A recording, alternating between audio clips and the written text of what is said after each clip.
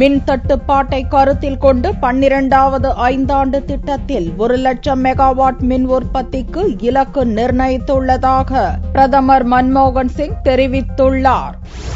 புதுக்கோட்டை மாவட்டம் திருமயம் அருகே உள்ள ஓலைக்குடிப்பட்டியில் 57 ஏக்கர் நிலப்பரப்பில் 600 கோடி ரூபாய் செலவில் பெல் நிறுவனத்தின் பாய்லர் தொழிற்சாலை கட்டப்பட்டுள்ளது. இக்கட்டடத்தை பிரதமர் மன்மோகன் சிங் வெள்ளியன்று நாட்டுக்கு அர்ப்பணித்தார். முன்னதாக திருச்சி விமான நிலையம் வந்த அவர் ஹெலிகாப்டர் மூலம் திருமயம் வந்தார். விழாவில் பேசிய பிரதமர் மன்மோகன் சிங் நாட்டின் மின்சார உற்பத்தி திறன் 11வது ஐந்தாண்டு திட்டத்தில் 55,000 மெகாவாட்டாக அதிகரித்தது. இது 10வது ஆண்டு திட்டத்தை ஒப்பிடும்போது 2 மடங்கு என்று குறிப்பிட்டார். மேலும் 55,000 மெகாவாட் மின் உற்பத்தியில் பெல் நிறுவனத்தின் பங்கு 50% என்றும் இதன் மூலம் மின்சாரத்துறையில் பெல் நிறுவனம் முக்கிய பங்காற்றி வருவதாகவும் பிரதமர் புகழ்ந்தார். நாட்டில் தற்போதுள்ள மின் தட்டுப்பாடு, மின்சார தேவை ஆகியவற்றை கருத்தில் கொண்டு நாட்டின் மின் உற்பத்தி திறனை அதிகரிக்க செய்ய வேண்டியது மிகவும் அவசியம் என்றும் 12வது ஐந்தாண்டு திட்டத்தில் 1 லட்சம் மெகாவாட் மின் உற்பத்திக்கு அரசு இலக்கு நிர்ணயித்துள்ளதாகவும் பிரதமர் கூறினார். To address the current power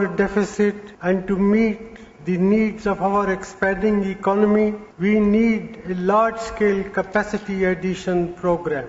The government is targeting a capacity addition of more than 100,000 megawatts, including renewables, in the 12th five-year plan.